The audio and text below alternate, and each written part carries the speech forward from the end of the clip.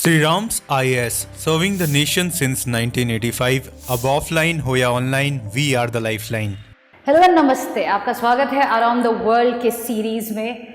हम इस सीरीज में लास्ट वीक में जो भी जियोपॉलिटिक्स होता है उसको कवर करते हैं। अब फ्रॉम द यूपीएससी पर्सपेक्टिव ये जो सीरीज है आपको दो हेल्प करता है। एक, आपको एग्जांपल्स देते हैं ताकि आपके आंसर्स एनरिच्ड हों। दूसरा, आपको कंप्लीट जियोपॉलिटिक्स का जो जिक्सॉ पजल है वो क्लैरिटी आपको देता है, ताकि जो छोटी छोटी न्यूज़ होती हैं उनका जो बड़ा इम्पैक्ट होता है बाद में जाके वो आपको समझ में आए। As usual there are two ways of doing और कवरिंग द सीरीज। एक ये है कि आपके सामने एटलस खुला रहे, जो भी मैं प्लेसेस बात कर रही हूँ आप उस एटलस में मार्क करते रहोगे। दूसरा ये है, जो मैं न्यूज़ आपको दे रही हूँ आपके पास जो नोट्स हैं उसमें आप एज एन एग्जाम्पल डाल सकते हो, ताकि बाद में whenever you are making or writing your answers उसमें आप एज एन एग्जाम्पल लिख पाओ। फॉर एग्जाम्पल हम पहले न्यूज़ से स्टार्ट करते हैं ताकि आपको समझ में आए कि कैसे करना है। पहला ही न्यूज़ बात करता है रिगार्डिंग चाइना स्पेस वॉर। तो रिसेंटली चाइना ने जो रिकॉर्ड है उसको तोड़ा है। रिकॉर्ड किसके पास था? यूएस के पास था फॉर अ स्पेस वॉक।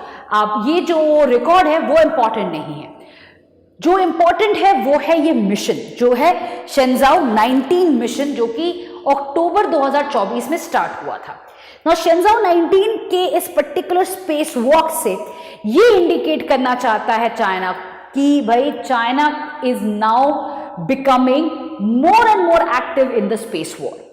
सिर्फ यूएस का डोमिनेशन नहीं है, आज के दिन अगर देखा जाए ना रशिया ना Japan have been able to catch up with it is China that is going to be the next power in space. Of course India का अगर आप देखोगे तो इंडिया का भी कई सारे आज के दिन में न्यूज़ आने लगे हैं, जैसे कि आज ही स्पेसएक्स का न्यूज़ आया है, उसके अलावा आपके गगनयान की न्यूज़ हैं, तो that is of course there. But China's particular, the Shenzhou 19 mission basically wants to talk about China's, kind of taking upon itself to challenge US in the space war. ठीक है, अभी बहुत दूर है क्योंकि चाइना का जो अभी सारा सेटअप है it is still far away from the American domination, but तभी भी सेकेंड इन लाइन में of course China wants to come in. This is where the Shenzhou 19 का एग्जाम्पल आप दे सकते हो इन चाइनाज स्पेस एम्बिशन, या चाइना का जो आज के दिन जो अगर यूएस के साथ कोई क्वेश्चन आता है, हेजिमॉन के चैलेंज में कोई क्वेश्चन आता है तो उसमें आप डाल सकते हो कि it's just not about geopolitics, it's just not about territorial war, it is also about space and other kind of technological wars, and this is one example of it. आते हैं नेक्स्ट न्यूज पे which is about Macau. Now Macau, आपने one China policy के बारे में सुना ही होगा। One China policy में क्या आता है? आपका हांगकांग आता है, ताइवान आता है, मकाओ आता है, तिब्बत आता है। Now we always talk about Taiwan and Hong Kong. Macau एक ऐसा जगह है जिसके बारे में ज्यादा बातचीत होती नहीं है, बट 1999 में पोर्टुगाल ने मकाओ को हैंडओवर किया था चाइना को as a special administrative region. China ने मकाओ को लेते हुए ही उसको अपने पार्ट बना लिया है, even though people of Macau do not agree upon it. Macau एक छोटा सा एरिया है जहां पे कैसीनोज और गैम्बलिंग का काफी फोकस है उसमें। इसको लास वेगास ऑफ एशिया माना जाता है, and it has a pretty vibrant economy based on gambling. Now based on this यहाँ पे जो न्यूज है it is about Xi Jinping visiting the region and of Macao, and वहां पे election का एक रिजल्ट आता है and all of that. Again not from the perspective of news क्या है, from the perspective of understanding Macao's history, क्योंकि Taiwan में प्रॉब्लम है, हांगकांग में इशू समझ में आता है, तिब्बत में आता है, मकाओ में क्यों नहीं आता है ये समझना जरूरी है। एंड दैट इज बिकॉज जो गवर्नमेंट है वो एक पपेट है। वहां पे जो आपका जो गवर्नमेंट के लीडर हैं वो शी जिनपिंग खुद अपॉइंट करता है, दैट इज सीपीसी का पूरा कंप्लीट पावर है। इसी वजह से मकाओ में you do not see that kind of protest जो आप हांगकांग में देखते हो। ठीक है, आते हैं नेक्स्ट पॉइंट पे। एक इकोनॉमिस्ट में एक न्यूज आया था that the foreign firms are facing decline in Chinese market. अब ये जो अगर आप न्यूज देखते हो तो it's a very small news, right? क्या ही है, हाँ भाई चाइना में प्रॉब्लम हो रही है, इकोनॉमिक डाउनवर्ड जा रहा है ट्रेंड, तो हो रहा है प्रॉब्लम इन फॉरेन फर्म्स को। But the moment you try to understand from from the Chinese perspective, यहां पे आपको समझ में आएगा कि भाई चाइना का गेम प्लान क्या है। पोस्ट पैंडेमिक या आप जब रशिया यूक्रेन क्राइसिस को देखते हो, फोकस क्या रहा है? फोकस रहा है on China +1 policy of US and European Union. या आपने ये लाइन देखा होगा, to build resilient supply chain. मतलब है कि आप एक कंट्री पे इतना डिपेंडेंट नहीं होना चाहिए ताकि अगर दोबारा आपका पैंडेमिक होता है या वॉर होता है, then the entire global economy will not fall apart. इसी वजह से एक कंट्री पे डिपेंडेंसी नहीं रखना है। तो यूएस का ये मानना था कि भाई चाइना से डाइवर्सिफाई करते हुए इंडिया, वियतनाम, फिलीपींस पे लेके जाओ ताकि उनके साथ एक डाइवर्स और रेजिलिएंट सप्लाई चेन बने रहे। चाइना ने हाँ किया। आपने देखा होगा कि यूएस ने इतने ओपनली कहा है ये चीज, पर चाइना ने कुछ नहीं कहा है, बल्कि China +1 policy something that almost all European nation leaders have talked about. पर चाइना ने कभी ये नहीं कहा कि हाँ भाई हमसे अब जा रहे हो। चाइना ने डोनाल्ड ट्रंप की तरफ धमकी नहीं दिया कि भाई अगर हमारे साथ ये करोगे तो हम वो करेंगे। Instead what did China do? China ने अपने लोकल फर्म्स को एम्पावर किया है। यहां तक किया है कि भाई आज के दिन फॉरेन फर्म्स जो वहां पे है, they are feeling the competition from the local firms. And ये जो कंपटीशन आ रहा है, इसका इंपैक्ट डायरेक्टली ये इंश्योर करेगा कि China will not see a repeat of what has happened in Russia. जैसे रशिया पे सैंक्शंस डाली गई थी, रशिया को स्विफ्ट नेटवर्क से निकाला गया था और वेस्टर्न कंट्री सब रशिया से निकल गई थी। और अगर रशिया के पास क्रूड ऑयल नहीं होता तो रशिया ये सरवाइव नहीं कर पाता। चाइना के पास क्रूड ऑयल है नहीं, और चाइना को पता है कभी ना कभी एक ऐसा सिचुएशन आ ही सकता है जहां पे सैंक्शंस डाली जाए चाइना पे या स्विफ्ट नेटवर्क से निकाल दिया जाए, तो उस समय पे चाइना पे एक इंपैक्ट आएगा, but that impact should not be crippling. इसी वजह से लोकल फर्म्स को और एम्पावर करते हुए, लोकल कंजम्पशन को और एम्पावर करते हुए चाइना ने बहुत ही आराम से जो चाइना +1 का हल्ला है उसका जवाब दे दिया है। बोला कि हमें फॉरेन फर्म्स की जरूरत है नहीं, हम खुद ही सफिशिएंट हैं, बल्कि आपको चाइना की जरूरत है। अगले बार अगर चाइना को थ्रेटन करने की जरूरत पड़े तो चाइना आराम से आपका इकोनॉमी खत्म कर सकता है। That is what China has insured with this move. As I said, very small news, very small report, but indicates what or how China is playing the geopolitics. आते हैं नेक्स्ट न्यूज पे। ये आपका ASEAN के topic के साथ relate करता है।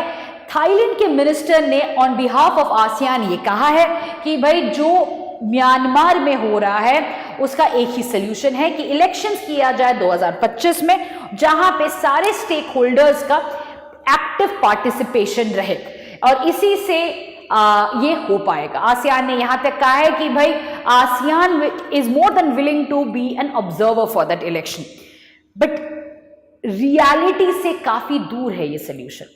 आज के दिन जिस तरीके से सिविल वॉर चल रहा है आसियान में, वहां सिविल वॉर चल रहा है म्यांमार में, किसी हालत में इलेक्शंस नहीं होने वाली हैं 2025 में।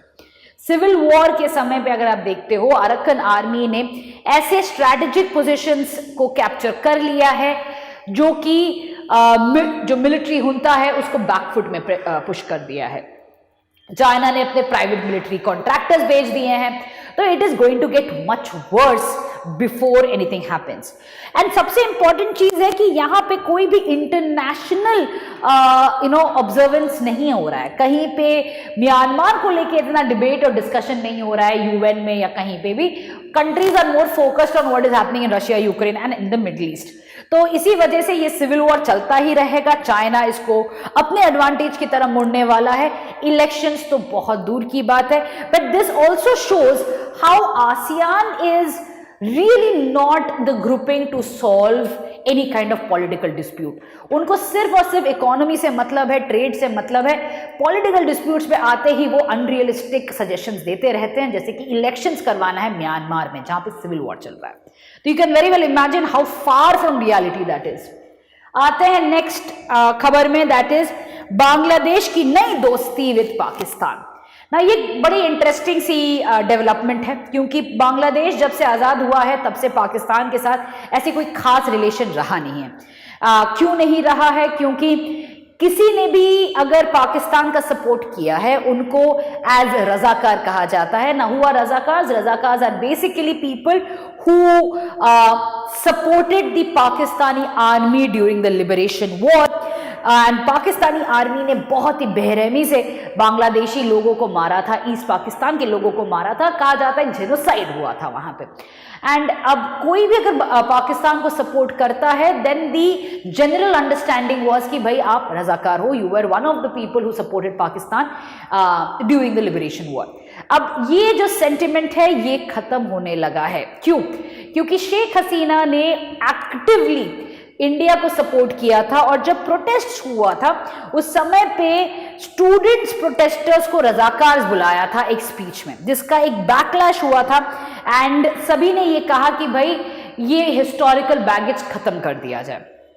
केयरटेकर गवर्नमेंट जो है, अगर आप उनके डिसीजंस देखते हो तो केयरटेकर गवर्नमेंट वही सारे डिसीजंस ले रहा है जो शेख हसीना के डिसीजंस के उल्टा हो। तो आप उनके डिसीजंस देखो रिगार्डिंग रूपर पावर प्लांट, या आप देखो regarding any kind of debt from China, जो भी शेख हसीना ने बोला था उसका उल्टा कर रहे हैं, क्योंकि आज के दिन पब्लिक सेंटिमेंट शेख हसीना के बहुत खिलाफ है। और इसी चीज को फायदा उठाते हुए मोहम्मद यूनुस ने पाकिस्तान के प्राइम मिनिस्टर शहबाज शरीफ से मुलाकात करते हुए कहा कि भाई पाकिस्तान को 1971 में जो हुआ था उसकी गलती का कुछ ना कुछ सेटलमेंट करना पड़ेगा। ना सेटलमेंट तो पाकिस्तान करने से रहा, इकोनॉमिकली तो हालत खराब है, बट हाँ ये जो सेटलमेंट की बात करते हुए जो दोस्ती आने लगी है वो एक मैटर ऑफ कंसर्न जरूर रहेगा। दूसरी तरफ पे सार्क के रिवाइवल की बात की जा रही है। सार्क की अगर हम रिवाइवल बात करते हैं तो what is this going to imply? Now India को सार्क से कोई प्रॉब्लम नहीं है। This is something that one should be very clear about. India को सिर्फ और सिर्फ पाकिस्तान स्टेट का जो सपोर्ट है टुवर्ड्स टेररिज्म, उसके वजह से India has stopped any kind of interaction with Pakistan and therefore SAARC has come to a halt. Right, countries have got divided कि भाई किसको सपोर्ट करना है, नहीं करना है। अब मोहम्मद यूनुस का कहना है कि भाई सबको लेके आते हैं, अग्रीमेंट छोड़ो, एक फोटो ऑप करेंगे सार्क के लिए, ताकि वहीं से शुरू होता है revival of SAARC. At this point of time यहां पे अगेन तीन चीजें इंपॉर्टेंट है। वन, इंडिया कभी भी at this, again I am talking about this point of time, क्योंकि बाद में क्या होगा किसी को नहीं पता, but at this point of time India का स्टैंड बहुत क्लियर है when it comes to Pakistan. There is no way India is going to negotiate or have or be in any kind of a grouping with Pakistan.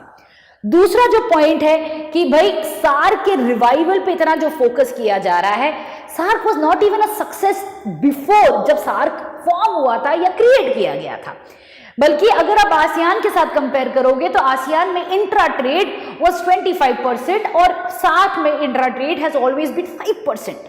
तो आपस में ही, forget Pakistan, आपस में ही जो दूसरे कंट्रीज है, there is a loss of trust. एक दूसरे पे कोई ट्रस्ट नहीं करते हैं, they are ready to trade with other countries rather than within SAARC itself. तो जब पहले ही सक्सेस नहीं था तो इंडिया विल से कि भाई क्यों सार्क करना है, हम बिम्स्टेक तो कर ही रहे हैं। ठीक है, तो इंडिया का पर्सपेक्टिव बहुत क्लियर है इस मामले में। India will, India wants multiple groupings but not at the cost of national security. अब आते हैं कि बांग्लादेश को, मोहम्मद यूनुस को सार्क के रिवाइवल पे इतना क्या लेना देना है। तो सबसे पहला जो, अगर आप understand, if you keep an understanding of Bangladeshi politics, SAARC का जो आइडिया था वो बांग्लादेश से ही आया था। So revival of SAARC can just be seen as a continuation of those time, but the question then still begs to be answered that why is Mohammad Yunus so hell-bent on it? जब उनको पता है कि India Pakistan का क्या relation है तो वो बार बार यही चीज पे क्यों फोकस कर रहे हैं? अगर आप देखते हो तो बांग्लादेश आज के दिन जो कदम उठा रहा है वो बेसिकली ये चाहता है कि इंडिया को बैलेंस किया जाए साउथ एशिया में। बिम्स्टेक की अगर हम बात करें तो most countries, actually all countries are good friends of India, वैसे उसी से एक ग्रुपिंग सक्सेसफुल बनता है। ठीक है, कोई भी ऐसा कंट्री नहीं है जो बैलेंस कर पाएगा इंडिया के पावर को। तो बिम्स्टेक में इसीलिए बांग्लादेश को वो सक्सेस नहीं दिख रहा है जो सार्क में दिख रहा है क्योंकि बांग्लादेश को लगता है Pakistan will be able to balance India in SAARC. Now in that logic, with that logic it does make sense कि क्यों बांग्लादेश चाहता है एंड बांग्लादेश इसको at this point of time क्यों एक एजेंडा बना रहा है। बट अगर ये ज्यादा पुश पे आ जाता है कि नहीं हमें ये चाहिए, तो it is going to again deteriorate relations further between India and Bangladesh. आते हैं नेक्स्ट, यूएस ने सैंक्शंस इंपोज किए हैं कई सारे पेट्रोलियम कैरियर्स पे, इंक्लूडिंग एक Indian carrier called the Atlantic navigation OPC. अब ये क्यों उन पे सैंक्शंस लगाई गई हैं? क्योंकि ये जो शिप्स हैं वो इन्वॉल्व हैं घोस्ट शिपिंग पे। What is ghost shipping? कि ये जो शिप्स होती हैं वो अपने ओरिजिन और फाइनल डेस्टिनेशन डिक्लेयर नहीं करती हैं ओपनली, बल्कि ये लोग जो कैरी भी करते हैं, जो गुड्स दैट दे कैरी, वो डिक्लेयर नहीं करते हैं, जीपीएस नहीं लगाते हैं। They are basically untraceable in the waters. Usually non state actors इसको करते हैं for human and drug trafficking, but आज के दिन में स्टेट्स ने भी यूज करना शुरू कर दिया है to trade petrol from countries जिन पे सैंक्शंस लगी हुई हैं। फॉर एग्जाम्पल रशिया पे इतने सैंक्शंस लगी हुई हैं, बट अगर यूएई को ट्रेड करना है ताकि सस्ते में पेट्रोल खरीद के वो ज्यादा एक्सपेंसिव बेच पाए, पैसा बना पाए, तो वो डायरेक्टली नहीं करके घोस्ट शिपिंग के थ्रू करेगा। और यही चीज यूएस कहता है कि भाई ऐसे ही घोस्ट शिपिंग के थ्रू में ही ऐसे कंट्रीज को फंडिंग मिलती है, जैसे रशिया और ईरान पे। एंड ये जो सैंक्शंस लगाई गई हैं वो ही यूएस कहता है कि इसी से पैसे आ रहे हैं ईरान के पास, एंड वो पैसा Iran rather than on development लगा रहा है ऑन वेपन्स प्रोग्राम, जिससे कि मिडिल ईस्ट में और वॉर हो रहा है। So that is about the sanctions on these ships. Next है कि भाई सीरिया के ऊपर यूएनएससी का स्टेटमेंट आया है। बड़ा इंटरेस्टिंग है कि सीरिया के साथ जब ये ट्रांजिशन हुआ है, कहीं पे भी यूएनएससी में या यूएनजीए में there has been no support call for Assad family, बल्कि एक अंडरस्टैंडिंग है कि जो इन रेबल ग्रुप्स ने किया है वो बेटर है, वो लोकल सिटीजन्स के डिमांड को फुलफिल करते हुए हुआ है। अब फाइनली जो चीज अरब स्प्रिंग से शुरू हुआ था उसका फाइनल आउटकम आया है, एंड इसी वजह से जो रेजोल्यूशन 2015 में दिया गया था on Syria, that is resolution 2254, उसको रिपीट करते हुए यूएनएससी ने कहा है कि अभी भी यही रेजोल्यूशन पे यूएनएससी स्टिक करने वाला है। तो यूएनएससी का जो ये रेजोल्यूशन है वो क्या कहता है? An inclusive Syrian led and Syrian owned political process. आपको याद होगा ये जो सीरियन लेड सीरियन ओन्ड है, ऐसा सिमिलर पॉलिटिकल प्रोसेस अफगानिस्तान के समय पे भी था, Afghan led and Afghan owned political process. But जब तालिबान पावर में आया और सब कुछ खत्म हो गया, वो वर्ड भी चले गए, वो सब कुछ हो गया, अब आज के दिन तालिबान के साथ ही आपको डील करना पड़ेगा। वही सेम चीज है, रेजोल्यूशन जरूर कहता है Syrian led and Syrian owned, but एक बार एचटीएस पावर में आ जाए, there will be a government coming in, then उन्हीं के साथ डील करना है, there will be no other alternative in Syria. Anyway, what you should know is resolution 2254 जो कि सीरिया से रिलेट करता है। अब दूसरा आते हैं news, again this is about your Indian ocean. हमें रियूनियन आइलैंड के बारे में पता है कि वो एक फ्रेंच आइलैंड है in Indian ocean, but recently news में था दी मायोट, दैट इज ये जो मायोट आइलैंड है, आप अगर यहां पे देखते हो, it is very close to Madagascar. Mayotte is basically France का एक टेरिटरी है, फ्रांस का आइलैंड है।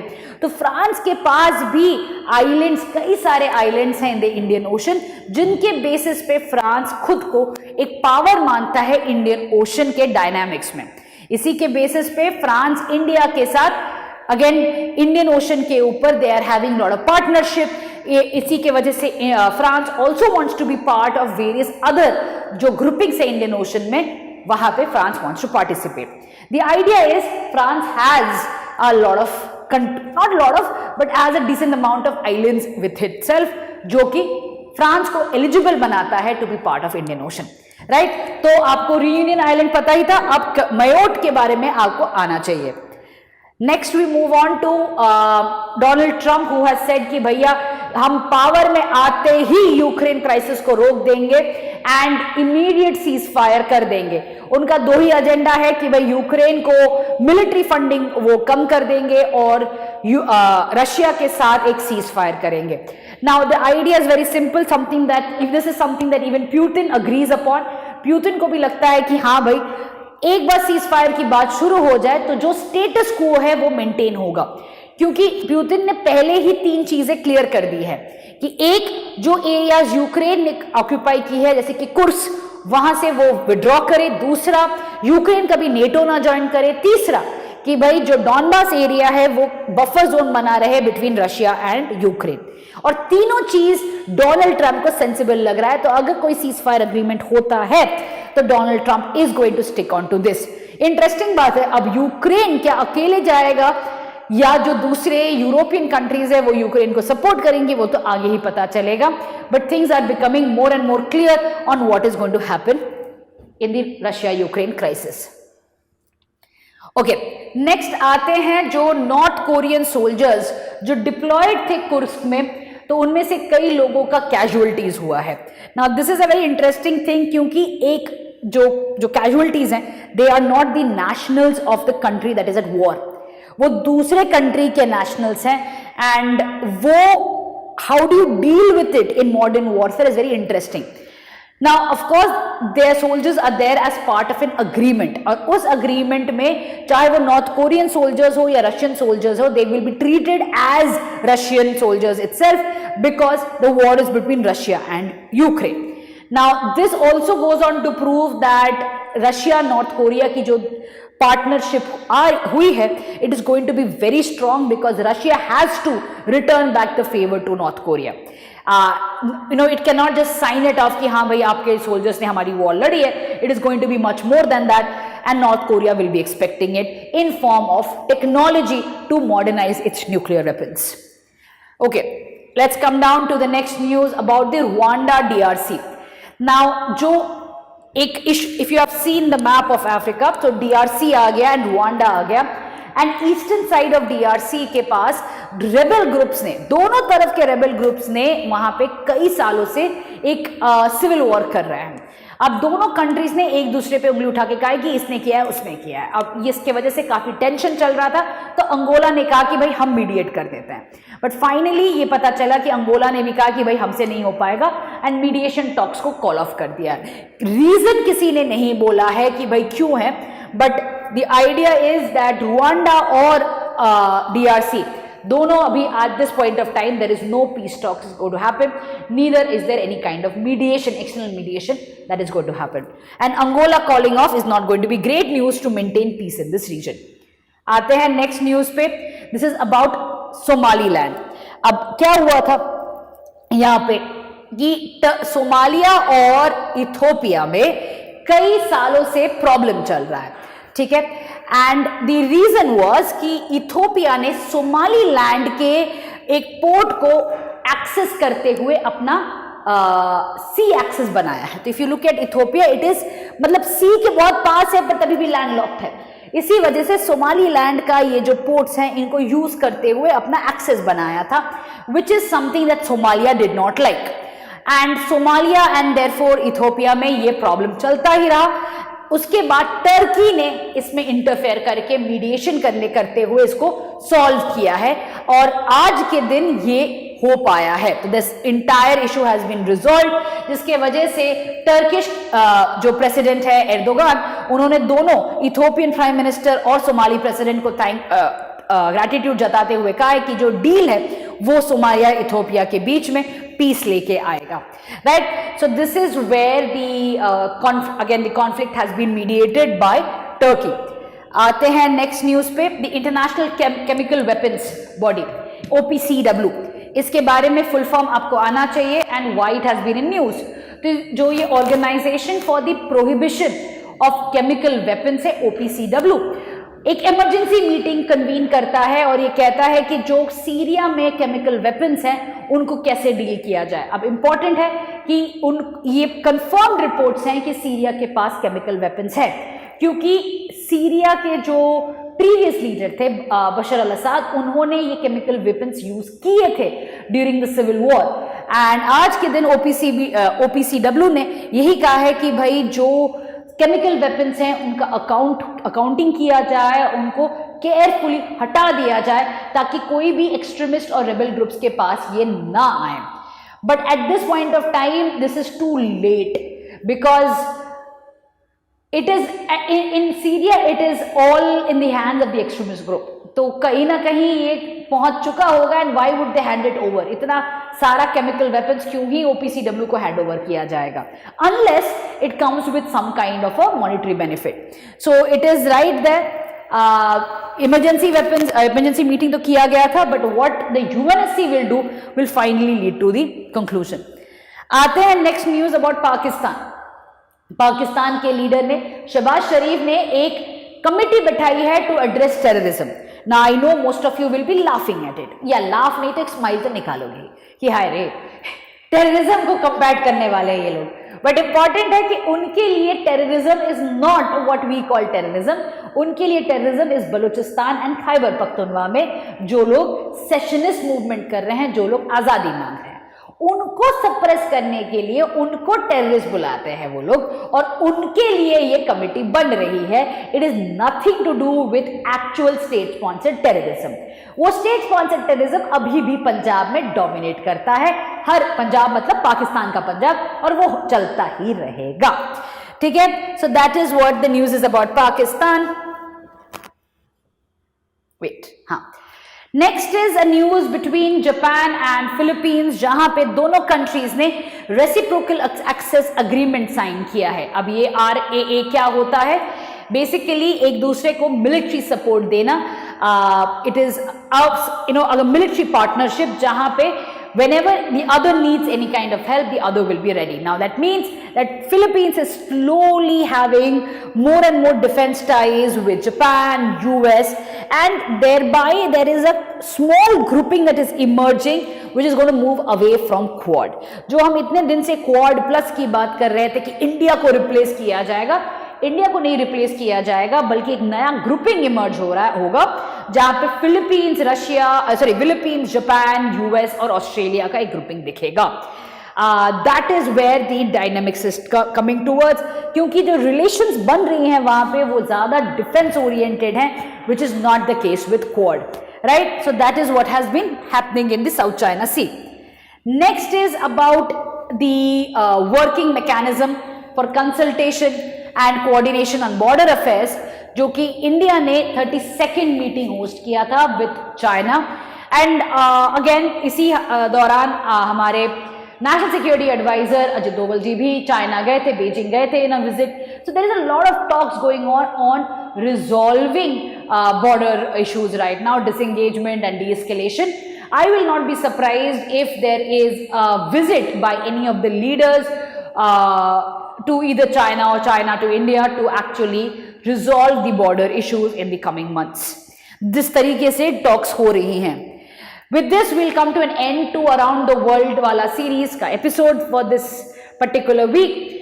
If you have any doubts, feel free to connect with me on Telegram. Otherwise, we meet next week with another episode of the series. Till then, take care. Bye. Sri Ram's IAS, serving the nation since 1985. Ab offline, hoya online, we are the lifeline.